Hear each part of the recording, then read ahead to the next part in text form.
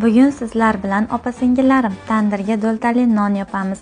Birinchi bo'lib unni elakdan o'tkazib olamiz.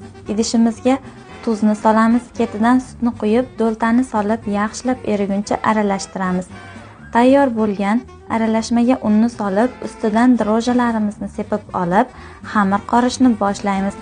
Xamirimiz tayyor bo'lgach, ustini salafan paket bilan yaxshilab berkitib, issiq joyga 1,5 yoki 2 soatga olib qo'yamiz. Xamirimiz oshib chiqqach, zuvala olish uchun kesib olamiz. Nonimiz chiroyli chiqishi uchun zuvalaga yaxshilab ishlov beramiz. Zuvalalarni tayyorlab olib, ozgina tindirib, non yasashni ham boshlab yuboramiz. Nonlarni yasab bo'lib, tandirga o't qalaymiz. Tandirni hamma joyi oqarib bo'lgandan keyin cho'qni ko'mib, nonlarni bitta-bitta yopib olamiz. Nonlar tandirda 45-50 minutda qizarib pishib chiqadi. Do'ltali nonlarni tandirdan uzib, issiqqina choy bilan iste'mol qilsangiz mazzasi og'zingizda qolishi aniq.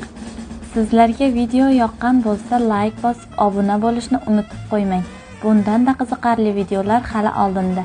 Yoqsa kommentariyaga 10, yoqmasa 5 qo'yib ketaverasizlar, xafa bo'lish yo'q.